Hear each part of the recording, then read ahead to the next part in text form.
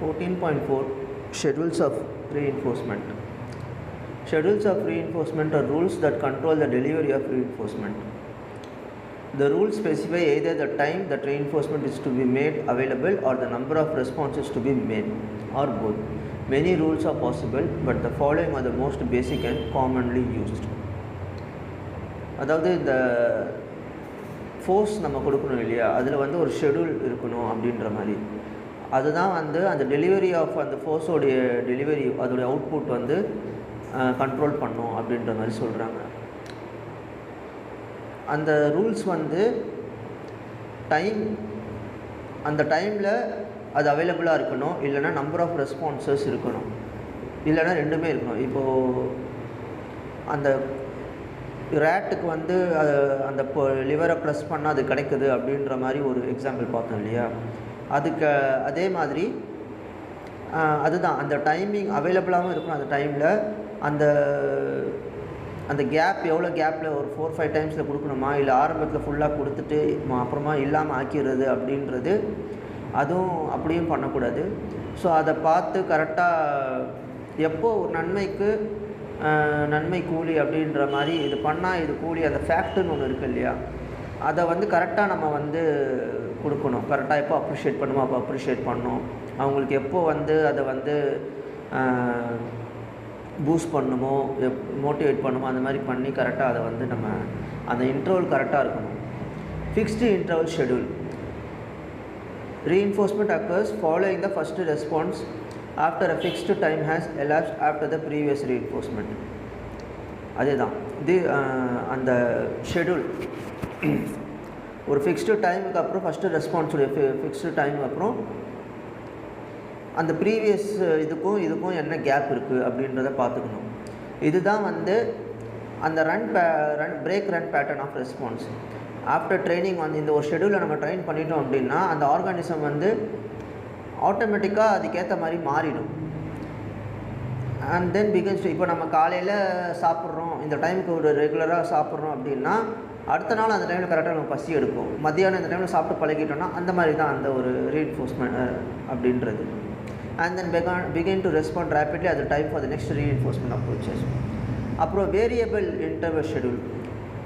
So இது வந்து reinforcement occurs following the first response after a variable time and elapsed from the previous reinforcement. இந்த ஷெடியூலில் வந்து relatively steady rate of response that varies with the average time between reinforcements. அப்புறம் fixed ratio ஷெடியூலில் வந்து ஒரு fixed number of responses அப்புறம் இதானதுக்கப்புறம் அந்த previous இதுக்கும் இப்போ கொடுக்குறதுக்கும் ஒரு ஃபிக்ஸ்டு நம்பர் ஆஃப் ரெஸ்பான்சஸ்க்கு அப்புறம் அது கொடுக்குறது. ஏன்னா ஆர்கானிசம் ஒரு இதில் ட்ரெயின் ஆகிடுச்சின்னா அதுக்கப்புறம் after a reinforcement and then response at a higher rate. If the response requirement is low, there may be no pause.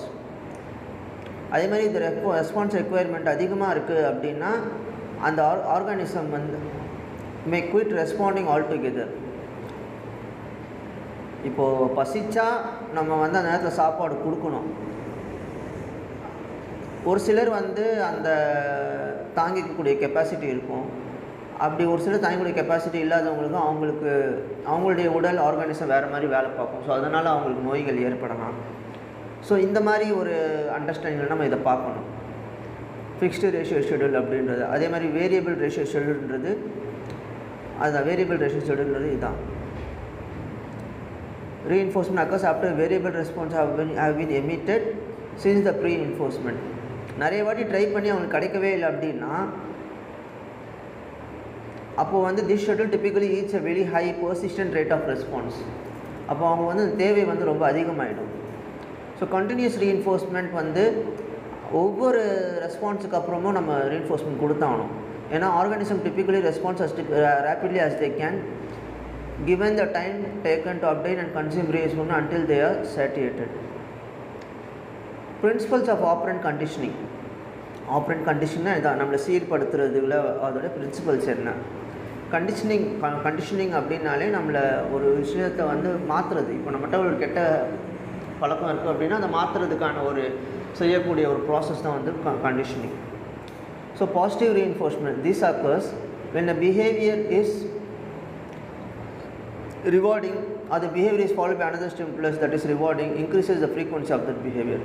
அதான் இப்போ நம்ம வந்து நல்லது பண்ணும்போது பாராட்டுறோம் அப்படின்னா அதோட அந்த நல்லது வந்து இன்னும் அதிகமாக செய்வாங்க.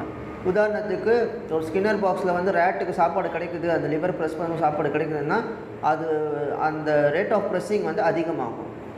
இந்த ப்ரொசீஜர் வந்து சிம்பிளி ரீஎன்ஃபோர்ஸ்மெண்ட், அதாவது பாசிட்டிவ் ரீஎன்ஃபோர்ஸ்மெண்ட். நெகட்டிவ் ரீஎன்ஃபோர்ஸ்மெண்ட்றது when a followed by the removal of an aversive stimulus, thereby increasing that behavior's frequency.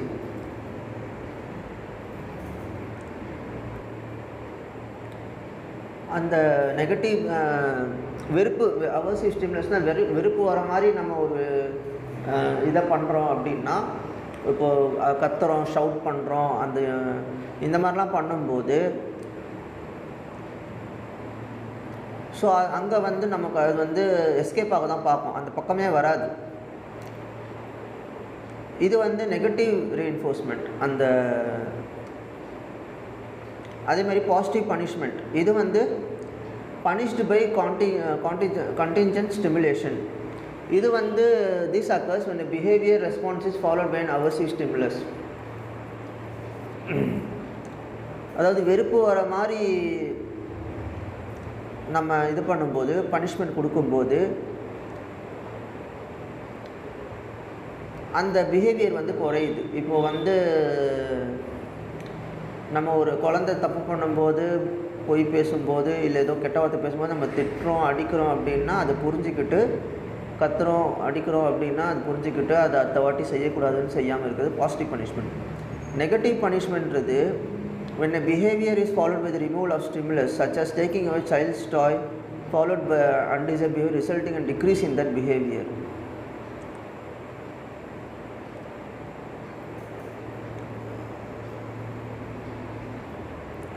So ஒரு சில வார்த்தைகள் மட்டும் இங்கே ஞாபகம் வச்சுக்க வேண்டியதாக இருக்குது. இந்த அவசிவ்னா வெறுப்பு, அவசிவ் ஸ்டிமுலஸ் அப்படின்றது வெறுப்பு வர மாதிரி நம்ம செய்கிறது. அப்புறம் வந்து இந்த இன்னொன்று இதை பார்த்தேனே, அவசிவ் ஸ்டிமுலஸ். அப்புறம் வந்து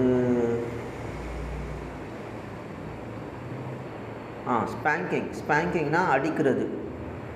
பாசிட்டிவ் பனிஷ்மெண்ட்டில் நம்ம ஒரு பனிஷ்மெண்ட்டு அடிக்கிறோம் அப்படின்றப்போ அது அடுத்த வாட்டி அந்த பிஹேவியர் வந்து குறையுது. நெகட்டிவ் பனிஷ்மெண்ட்றது அந்த ஒரு இதை வந்து எடுக்கிறது. இப்போ குழந்தை விளையாடிட்டுனா அந்த டாயையும் பிடுங்கிடுறது, அதுக்கப்புறம் இன்னும் அவங்கள செய்யக்கூடாத திட்டுறது, அடிக்கிறது, இதெல்லாம் வந்து நெகட்டிவ் பனிஷ்மெண்ட். இது வந்து resulting in decrease in that behaviour. Extinction அப்படின்றது these occurs when a behavior that had previously been reinforced is no longer effective. அதாவது ஃபஸ்ட்டு வந்து ரேட்டுக்கு ஃபுட்டு கொடுக்குறாங்க, ஸோ லிவர் ப்ரெஸ் பண்ணால் ஃபுட்டு கிடைக்கும் அப்படின்றத ஃபஸ்ட்டு புரிஞ்சுக்கிட்டு அது செய்யுது. அதுக்கப்புறம் எக்ஸ்டிங்ஷன்றது ஃபுட்டே கொடுக்கல, எத்தனை வாட்டி லிவர் ப்ரெஸ் பண்ணாலும் ஃபுட்டே கிடைக்கலன்றப்போ அது லிவர் ப்ரெஸ் பண்ணுறதை நிப்பாட்டிடும். ஸோ இதுதான் வந்து இதில் கவனிக்க வேண்டியதாக இருக்குது. ஸோ பாசிட்டிவ் ரீஎன்ஃபோர்ஸ்மெண்ட்னா என்ன, நெகட்டிவ் ரீஎன்ஃபோர்ஸ்மெண்ட்னா positive punishment, negative punishment, extinction. இது வந்து இன்னும் ஒரு உங்களுக்கு புரிகிற மாதிரி ஞாபகம் வச்சுக்கோங்க. பாசிட்டிவ் என்ஃபோர்ஸ்மெண்ட்றது நல்லது பண்ணால், லிவர் ப்ரெஸ் பண்ணால் ஃபுட்டு கிடைக்கும் அப்படின்றது பாசிட்டிவ் என்ஃபோர்ஸ்மெண்ட். நெகட்டிவ் ரீஎன்ஃபோர்ஸ்மெண்ட்றது அதே லிவர் ப்ரெஸ் பண்ணால் அங்கே வந்து ஒரு சவுண்டு வர மாதிரி வச்சுட்டு பயம் கொடுத்துறது அப்படின்றது நெகட்டிவ் ரீஎன்ஃபோர்ஸ்மெண்ட். பாசிட்டிவ் பனிஷ்மெண்ட்டுன்றது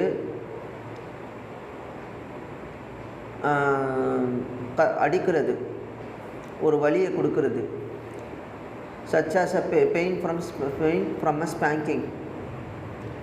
ஒரு ஸோ இது வந்து அந்த பிஹேவியரை குறைக்கும். நெகட்டிவ் பனிஷ்மெண்ட்டுன்றது டோட்டலாக அதை வந்து செய்ய விடாமல்,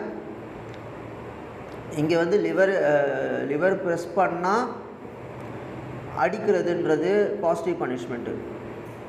அந்த லிவரே தொட விடாமல் பண்ணிடுறது அப்படின்றது நெகட்டிவ் பனிஷ்மெண்ட்டு. ஓகேங்களா? எக்ஸ்டிங்ஷன் அப்படின்றது ப்ரெஸ் பண்ணால் வந்துட்டு இருந்தது, இங்கே ப்ரெஸ் பண்ணால் வரலை, எதுவுமே பண்ணலை, அங்கே சவுண்டு வர மாதிரியும் பண்ணலை, அடிக்கலை, பனிஷ்மெண்ட் கொடுக்கலை, கத்தலை, எதுவுமே பண்ணலை. ப்ரெஸ் பண்ணால் வந்துட்டு இருந்தது, ப்ரெஸ் பண்ணால் வரவே எதுவுமே கிடைக்காது அப்படின்னு தெரிஞ்சிடுச்சுன்னா ஆட்டோமேட்டிக்காக அது வந்து ப்ரெஸ் பண்ணுறது நிப்பாட்டிடும், லிவரை ப்ரெஸ் பண்ணுறது நிப்பாட்டிடும். ஸோ இது வந்து extinction. It is important to note that actors, அதாவது ரேட் வந்து not spoken of being responsed, reinforced, punished or extinguished. It is the actions, அதாவது அது வந்து பேசாது, ஆனால் அதோடைய ஆக்ஷன், அதாவது லிவர் ப்ரெஸ் பண்ணுறது தான் அங்கே வந்து இதுவாக இருக்குது, ரீஇன்ஃபோர்ஸ்டாக இருக்குது, பனிஷ்டாக இருக்குது, எக்ஸ்டிங்ஷடாக இருக்குது. Reinforcement, punishment and extinction are not terms whose use is restricted to the laboratory. Natural occurring consequences can also reinforce, punish or extinguish behavior and are not always planned or delivered by people. இயற்கையாகவும் நடக்கலை நமக்கு. இப்போ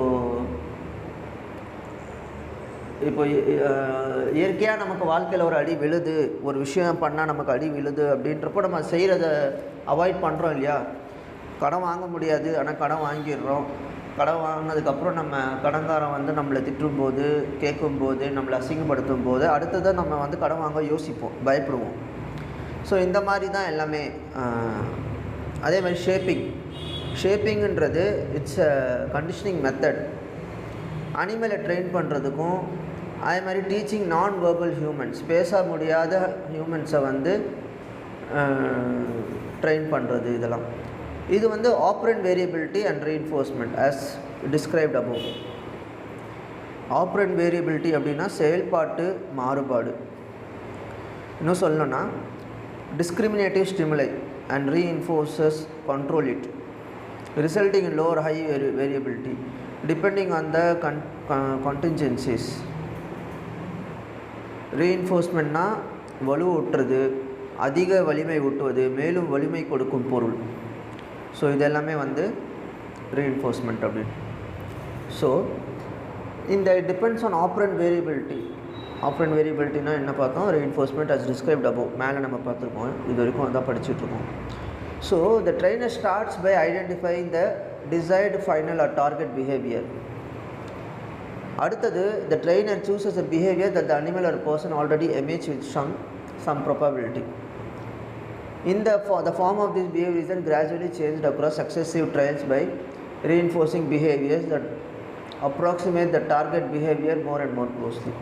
When the target behavior is finally emitted, it may be strengthened and maintained by the use of a schedule of reinforcement.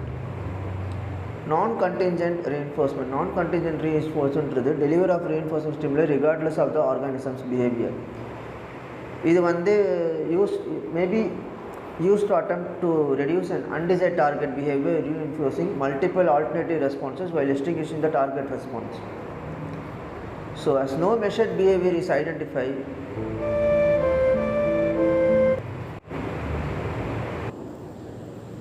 நம்ம அந்த ஷேப்பிங்னா என்னன்றது சிம்பிளாக எக்ஸாம்பிளோட பார்ப்போம். ஷேப்பிங் வித் ரிவார்ட்ஸ், அதாவது teaching a dog to spin. இப்போது உங்களுக்கு ஒரு டாகை ட்ரெயின் பண்ணணும், ஒரு சர்க்கிளில் ஸ்பின் ட்ரெயின் பண்ணணும் அப்படின்னா எப்படி நீங்கள் வந்து ஷேப்பிங் அண்ட் ரீஇன்ஃபோர்ஸ்மெண்ட் பயன்படுத்தலாம். அதாவது ஒரு தூண்டுதல், ஒரு வழி இதை கொடுத்து இந்த மாதிரி அவங்கள இது பண்ண வைக்கலாம், ஸ்பின் பண்ண வைக்கலாம். ஸ்டார்ட் வித் எக்ஸிஸ்டிங் பிஹேவியர், அதாவது ஏற்கனவே அவங்களுடைய பிஹேவியரை அவங்கள்ட்ட இருக்கிற பிஹேவியரை வச்சு ஸ்டார்ட் பண்ணலாம். உதாரணத்துக்கு உங்கள் நாய்க்கு வந்து எப்படி உட்காரணும்னு தெரியும் அப்படின்னா இதுதான் உங்களுடைய ஸ்டார்டிங் பாயிண்ட். ரிவார்ட் அப்ராக்சிமேஷன்ஸ், எப்போல்லாம் உங்கள் நாய் வந்து நேச்சுரலாக ஸ்பின்னிங் டைரெக்ஷனில் உட்காருதோ அப்போ உங்களுக்கெலாம் வந்து ஒரு ட்ரீட் கொடுங்க, ரிவார்ட் பண்ணுங்கள். இந்த ஒரு இது வந்து ரிவார்டு வந்து slightest turn as a desired behaviour, ஒரு டிசைட் பிஹேவியராகவே அவங்களுக்கு மாறும். அப்புறம் கிராஜுவலி இன்க்ரீஸ் த ரெக்குவயர்மெண்ட், அவங்கள்ட்டேருந்து என்ன வேணும் அப்படின்றத கொஞ்சம் ரெக்குவயர்மெண்ட்டை அதிகப்படுத்துங்க. இப்போது over the time only reward terms that are slightly larger than before. This slowly shape the behavior closest to it. இப்போ நம்ம என்ன எதிர்பார்க்குறோமோ அந்த ரிவார்டு தான் வந்து அதுக்கு மாற்றும், நமக்கு எதிர்பார்க்குற மாதிரி இன்னும் அதிகமாக மாற்றும். ஸோ அதே மாதிரி பொறுமையாகவும் கன்சிஸ்டண்ட்டாகவும் பண்ணிகிட்டே இருக்கணும். 4வது பாயிண்ட். ஷேப்பிங் வந்து டைம் எடுக்கும், ரிப்பிட்டேஷன் நிறைய தேவைப்படுது. ஸோ ரிவார்டிங்கில் வந்து நம்ம வந்து தெளிவாக இருக்கணும். நம்ம ரிவார்ட் பண்ணிகிட்டே இருக்கணும். அது சின்ன சின்ன விஷயங்களுக்கு ரிவார்ட் பண்ணிகிட்டே இருக்கணும். அவங்க தப்பு பண்ணும்போது நம்ம டிஸ்கரேஜ் பண்ணக்கூடாது, நம்மளும் டிசப்பாயின்மெண்ட் ஆகிடக்கூடாது. அதே மாதிரி fat out the view optional. அதாவது இது வந்து ஆப்ஷனல் தான். நம்ம ஒரு ஹேண்ட் ஜெஸ்டரை யூஸ் பண்ணுறோம், கை அசைச்சி இது மாதிரி கைட் பண்ணுறோம் அப்படின்னா ஆரம்பத்தில் இதை பயன்படுத்தலாம். ஸோ ஸ்லோவாக அதை வந்து நம்ம குறைச்சிக்கணும். நாய் வந்து புரிஞ்சிடுச்சு அப்படின்னா, இப்போ உதாரணத்துக்கு ஆரம்பத்தில்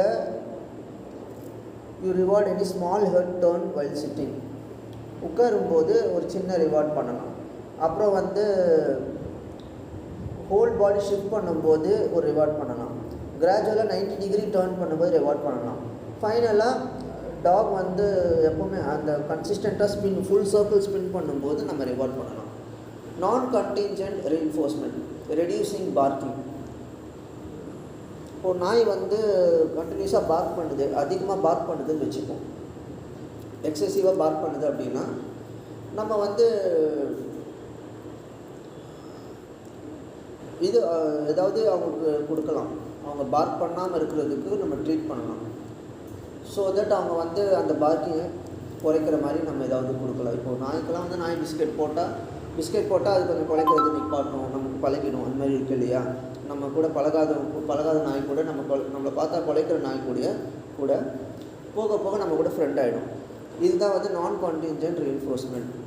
ஸோ நாயை வந்து கன்ஃபியூஸ் பண்ணும், அதே சமயம் அது வந்து அதிகமாக எஃபெக்டிவ்லி குலைக்காது. Stimulus control, responding to cues. Pavlov's dog salivating at the bell. அதே மாதிரி உங்கள் நாய் வந்து ஓடி வந்து அந்த இதை சவுண்டு கேட்கும்போது இது பண்ணலாம், வாக் பண்ணலாம். This is stimulus control wherever behavior is linked to specific cues. Discrimination, generalization and context. Discrimination, அந்த நம்ம நாய் வந்து உட்கார்றதுக்கு ரெஸ்பாண்ட் பண்ணலாம், ஆனால் நிற்காமல் போகலாம், ஸ்டே பண்ணாமல் போகலாம், ரொம்ப நேரம் உட்காராமல் போகலாம். அதே மாதிரி generalisation, they might sit when you say down due to the similarity but to a lesser degree. Down அப்படின்னு சொல்லும்போது உட்காரலாம், அவங்களுக்கு புரிகிற மாதிரி நம்ம சொல்லணும் இல்லையா? Context. Behaviours learned at home might not translate to the park due to different context. இப்போ வீட்டில் கற்றுக்கிறது, வீட்டில் நம்ம ட்ரெயின் பண்ணி வச்சுருப்போம், அது வந்து பார்க்கில் போய் நம்ம பண்ண சொன்னால் பண்ணாது.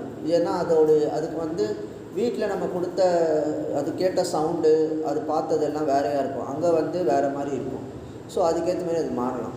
Behaviour sequences, chaining tricks. டாகை வந்து roll over, play dead, shake பண்ணுறதுக்கு இதெல்லாம் டீச் பண்ணுறது இன்வால்வ் செயினிங். இது ஒரு செயினில் தான் நடக்கும். ரோல் ஓவர் பண்ணுறது, ப்ளே டெட் பண்ணுறது, ஷேக் பண்ணுறது இதெல்லாம். Each action becomes a cue for the next. ஒவ்வொரு ஆக்ஷனும் அடுத்தது செய்கிறதுக்கு ஒரு கியூவாக மாறிடும். With each step reinforce. Escape and avoidance, dealing with discomfort. Escape, your dog hides during storms, aversive, to escape the noise, negative reinforcement. இப்போ நம்ம கத்துறோம் அப்படின்னா அது வந்து நம்மகிட்ட தப்பிக்க பார்க்கும், ஒழிஞ்சிக்கும். அதே மாதிரி அவாய்ட் பண்ணும், avoidance. they wear a raincoat before walks, preventing getting wet. avoidance of future disputes. they wear a raincoat before walks, preventing getting wet. So இதெல்லாம் வந்து simplified example. conditioning methods can be combined and adapt to various situations and goals. always prioritize ethical treatment and positive reinforcement technique for optimal results. So இந்த மாதிரி தான் நம்மளுடைய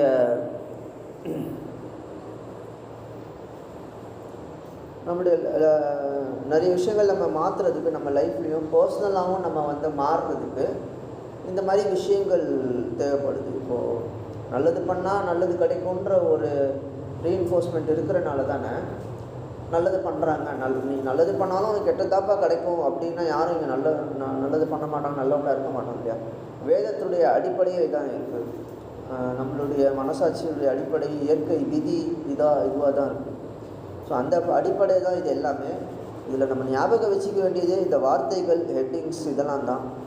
ஓவராலாக நம்ம ஓரளவுக்கு புரிஞ்சுக்கிட்டு டிஸ்கிரிமினேஷன் என்னென்ன, ஜெனரலைசேஷன் என்ன, கான்டெக்ஸ்ட்னா என்ன, கண்டிஷனல் ரீஎன்ஃபோர்ஸ்மெண்ட் என்ன, செயினிங்னா என்ன, எஸ்கேப்னா என்ன, அவாய்டன்ஸ்னா என்ன, டிஸ்கிரிமினேட் அவாய்டன்ஸ் லேர்னிங்னா என்ன, ஃப்ரீ ஆப்ரண்ட் அவாய்டன்ஸ் லேர்னிங்னா என்ன, ஒரு ஐடியா நம்ம ஹெட்டிங் மட்டும் கரெக்டாக ஞாபகம் வச்சுன்னு ஒரு ஐடியா நம்ம பிடிச்சிட்டோம் அப்படின்னா ஷேப்பிங்கில் என்னன்றது ஓரளவுக்கு புரிஞ்சிட்டோம் அப்படின்னா நம்மளால் இதை வந்து நல்லபடியாக எழுத முடியும்.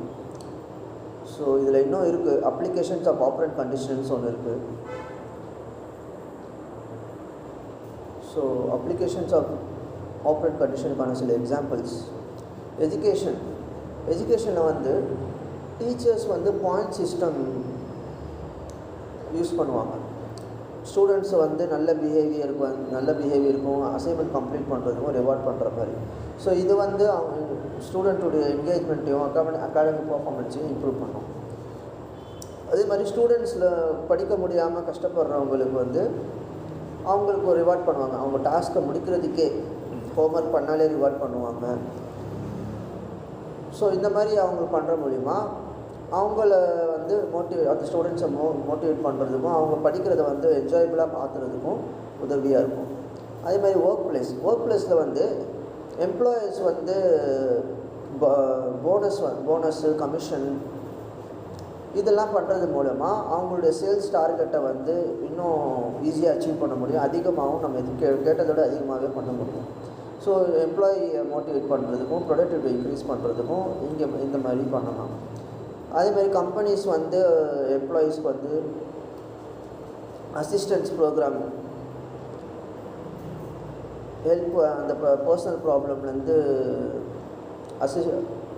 வெளில வர்றதுக்கு வந்து அசிஸ்டன்ஸ் ப்ரோக்ராம் கொடுக்குறது. அதாவது அடிக்ஷன்லேருந்து, மென்டல் ஹெல்த் இஷ்யூஸ்லேருந்து இதெல்லாம் வெளில வர்றது. இந்த மாதிரி கவுன்சிலிங் கொடுக்குறது, சைக்காலஜிஸ்ட் இருக்கிறது கம்பெனியில், அவங்களுடைய ப்ராப்ளம்ஸை வந்து சைக்காலஜிக்கல் ப்ராப்ளம்ஸ்லாம் டீல் பண்ணுறதுக்கு இந்த மாதிரி சலுகைகள்லாம் பண்ணி கொடுக்குறது. இதெல்லாமே வந்து ஒரு விதமான எக்ஸாம்பிள்ஸ் ஆஃப் ஆப்ரண்ட் கண்டிஷனிங். அதே மாதிரி ஹெல்த் கேர் தெரப்பிஸ்ட் வந்து ஆப்ரண்ட் கண்டிஷன் யூஸ் பண்ணுவாங்க. எதுக்குன்னா பேஷண்ட்ஸ் இந்த ஃபோபியா, ஆங்ஸைட்டி டிஸார்டர்லாம் இருக்கிறவங்களுக்கு இது யூஸ் பண்ணுவாங்க. ஏன்னா தெரப்பிஸ்ட் வந்து கிராஜுவலி பேஷண்ட்டை வந்து அவங்களுடைய பயத்துலேருந்து வெளில கொண்டு வரதுக்கு வந்து கொஞ்சம் கொஞ்சமாக ரிவார்ட் பண்ணி அதை புரிஞ்சு வெளில கொண்டு வர ட்ரை பண்ணுவாங்க. அதே மாதிரி ஃபிசிக்கல் தெரப்பிஸ்ட் வந்து பேஷண்ட்ஸை வந்து ஒரு இன்ஜுரியிலேருந்து, சர்ஜரியிலேருந்து ரீகெயின் பண்ணுறதுக்கு இப்போ ஒரு தலைவலியோடு வராங்க, இப்போது ஒரு 6 மாதம் தலைவலியோடு வராங்கன்னா அவங்க வந்து 50% அவங்க சரியாக போயிட்டாலே நெக்ஸ்ட் டைம் அவங்க கண்டிப்பாக வருவாங்க. ஒரு மோட்டிவேஷனலாக இருக்கும், அவங்களுக்கு ஒரு நம்பிக்கை வரும். இதே மாதிரி அனிமல் ட்ரைனிங், இந்த மாதிரி நிறைய விஷயங்கள் இருக்குது. ஸோ அடிஷ்னல் பாயிண்ட்ஸ் நம்ம மைண்டில் வைக்க வேண்டியது என்னன்னா, ஆப்ரண்ட் கண்டிஷன்றது மோஸ்ட் எஃபெக்டிவ். அது வந்து கன்சிஸ்டண்ட்டாகவும் நம்ம ஒழுங்காகவும் பயன்படுத்தணும்னா அது ரொம்ப கன்சிஸ்டன்ட். அதே மாதிரி இது வந்து பாசிட்டிவ் ரீஎன்ஃபோர்ஸ்மெண்ட் யூஸ் பண்ணுறது ரொம்ப நல்லது. பாசிட்டிவ் பனிஷ்மெண்ட்டோ நெகட்டிவ் பனிஷ்மெண்ட் இதெல்லாம் யூஸ் பண்ணாமல் பாசிட்டிவ் ரீஎன்ஃபோர்ஸ்மெண்ட் மட்டும் யூஸ் பண்ணது ரொம்ப ரொம்ப நல்லது. நெகட்டிவ் ரீஎன்ஃபோர்ஸ்மெண்ட் கூட யூஸ் பண்ணக்கூடாது. அதேமாதிரி அந்த reinforcer should be something that the individual values. யார் இதை வந்து பனிஷ்மெண்ட் கொடுக்குறாங்களோ இல்லை ரிவார்ட் பண்ணுறாங்களோ அவங்க வந்து ஒரு உயர்வான தகுதியில் இருக்கணும். சம்திங் அவங்களுடைய வேல்யூஸில் வந்து நல்லா இருக்கணும். அவங்களே வந்து சரியாக இல்லைன்னா அப்போது அவங்க வந்து பனிஷ் பண்ணுறதுக்கோ இல்லை ரிவார்ட் பண்ணுறதுக்கோ தகுதியானவங்க கிடையாது. So reinforcer should be delivered immediately after the desired behaviour is performed. ஒருத்தங்க நல்லது பண்ணுறாங்க, நம்ம உடனே அவங்கள பாராட்டணும். We should not late. So இது வந்து ரொம்ப ரொம்ப முக்கியமான விஷயம். ஸோ இந்த மாதிரி இதில் இருக்கிற விஷயங்கள்லாம் ஓரளவுக்கு சொல்லியிருக்கேன். ஸோ ஆப்ரண்ட் கண்டிஷன் வந்து இன்ஸ்ட்ருமெண்டல் கண்டிஷன் கூட சொல்லுவாங்க. இது வந்து ஒரு learning process. Strength of a behaviour is modified by reinforcement of punishment. நம்மளுடைய பிஹேவியர் நம்ம தப்பு பண்ணால் அடிக்கும்போது தான் நம்ம வந்து பனிஷ்மெண்ட் கொடுக்கும்போது தான் நம்ம மாறணும், திருந்துடும். அந்த மாதிரி தான் இது எல்லாமே. அதுமாதிரி ஆப்ரேஷன் கண்டிஷன் வந்து நம்ம எதிர்பார்க்காத அன்டிசைரபிள் பிஹேவியர் இருக்குன்னா அது மாடிஃபிகேஷன் பண்ணுறதில்ல, ஷேப் பண்ணுறதில்ல ரொம்ப யூஸ்ஃபுல்லாக இருக்கும். Reinforcement occurs following the first response. After a fixed time has elapsed after the previous reinforcement. ஒரு அந்த ரிவார்டு கிடைக்குது இல்லையா, இப்போது அந்த லிவரை ப்ரெஸ் பண்ணால் இது கிடைக்கும், ஃபுட்டு கிடைக்குது அப்படின்றது அதோடைய ஃப்ரீக்குவன்சி ஃபஸ்ட்டு கிடச்சிட்டே இருக்குது, அப்புறம் கிடைக்காம போகிறது, அந்த இதெல்லாம் நம்ம பார்த்துக்கணும். அந்த ரெஸ்பான்ஸ் வந்து ஃபிக்ஸ் டைம் அதை பார்த்துக்கணும். உடனே கிடைக்குதா, இல்லை ஒரு 4-5 ப்ரெஸ் பண்ணதுக்கப்புறம் கிடைக்குதா, இல்லை எவ்வளோ பண்ணாலும் கிடைக்கவே இல்லையா, இதெல்லாம் பார்க்க வேண்டியது இருக்குது. இதெல்லாம் நம்ம பார்த்தோம் இல்லையா, எங்கே பார்த்தோம்னா பிரின்சிபல்ஸ் ஆஃப் ஆப்ரண்ட் கண்டிஷனிங்கில் இந்த விஷயங்கள் நம்ம கவனிக்கணும். இந்த எக்ஸாம்பிளை மட்டும் ஞாபகம் வச்சுக்கோங்க. நான் சொன்னேன் ஃபஸ்ட்டு ப்ரெஸ் பண்ணால் உடனே ஒவ்வொரு ப்ரெஸ்ஸுக்கும் கிடைக்கிறது, அப்புறம் ப்ரெஸ் பண்ணால் சவுண்டு வர்றதுன்றது நெகட்டிவ் ரீஇன்ஃபோர்ஸ்மெண்ட். அதே மாதிரி ப்ரெஸ் பண்ணால் கத்துறது, அடிக்கிறதுன்றது பாசிட்டிவ் பனிஷ்மெண்ட். ப்ரெஸ்ஸே பண்ணாமல் அதை வந்து அங்கேருந்து தடுக்கிறதுன்றது நெகட்டிவ் பனிஷ்மெண்ட். எவ்வளோ ப்ரெஸ் பண்ணாலும் கிடைக்கவே கிடைக்காதுன்றது எக்ஸ்டிங்ஷன். ஸோ இதை ஞாபகம் வச்சுக்கோங்க. பிரின்சிபல்ஸ் ஆஃப் ஆப்ரண்ட் கண்டிஷனிங் ரொம்ப ரொம்ப முக்கியமானது. அப்புறம் discriminated avoidance experiment involves a series of trials in which a neutral stimulus such as a light is followed by an opposite stimulus such as a shock. Behavior modification is the application of operant condition techniques to modify behavior. நம்மளுடைய பிஹேவியரை modify பண்ணுறதுக்காக தான் இது எல்லாமே. இந்த operant கண்டிஷனிங்கிறது is application of operant conditioning techniques to modify behaviour. Keywords: law of effect, which states that the behavior followed by satisfying consequence tend to repeat it, and those that produce unpleasant consequences are less likely to be repeated. ஆமாம், இப்போ நல்லது பண்ணால் நல்லதுக்கு கிடைக்குது அப்படின்றப்போ அது வந்து repeat ஆகுது. அதே வந்து நல்லது பண்ணாலும் கெட்டது தான் நடக்கும், நமக்கு அடி தான் விழும் அப்படின்றப்போ அது குறைய ஆரம்பிச்சிடும். அதே மாதிரி discrimination typically occurs when a response is reinforced only in the presence of a specific stimulus. Discrimination typically occurs, அதாவது இப்போது ஒன்று செய்கிறோம் அப்படின்னா உடனே கிடைச்சாதான் நமக்கு வந்து இதுக்கு தான் இது நடக்குது, ஓகே நெருப்பில் வந்து விரலை வச்சா சுடுது அப்படின்றது உடனே நடந்தால் அங்கே புரியும். இல்லைனா அவங்களால வேறுபடுத்தி பார்க்க முடியாது. இப்போ நெருப்பில் கை வைக்கிறோம், இப்போ சுடாமல் நாளைக்கு சுடுது அப்படின்னா நம்ம அப்போ இதனால தான் நடந்ததுன்றது நமக்கு தெரியாது. ஸோ அதே மாதிரி ஷேப்பிங், அப்போ அங்கே ரிவார்டுன்றது இன்ஸ்டண்ட்டாக இருக்கணும். நல்லதுக்கு நல்லது, கெட்டதுக்கு கெட்டதுன்றது இன்ஸ்டண்ட்டாக இருக்கணும். Shaping is a conditioning method much used in animal training and in teaching non-verbal humans. So shaping is the conditioning method. So கடைசியாக நம்ம ஷேப்பிங் பற்றி பார்த்தோம். So dash reinforcement occurs following the first response, positive reinforcement. So dash refers to a stimuli context reinforcement. Elapsed after the previous reinforcement.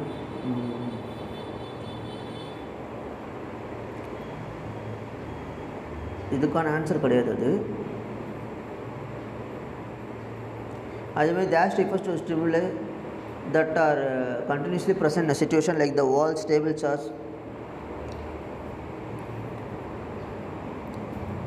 or the interior of an operant conditioning chamber. Dash is based on the fact experimentally demonstrated that a discriminant stimulus not only sets the occasion for a subsequent behavior. So இதில் வந்து again and again இதை வந்து மறுபடியும் ஒரு வாட்டி நம்ம படித்தோம் அப்படின்னா அகெயின் நம்ம வீடியோ போடலாம். இதை வந்து இன்னும் இப்போ இதே வீடியோவை இன்னும் ஒரு வாட்டி இன்னும் நமக்கு என்ன அண்டர்ஸ்டாண்ட் ஆச்சுன்றது இன்னும் தெளிவாக நம்ம வீடியோ போடலாம்.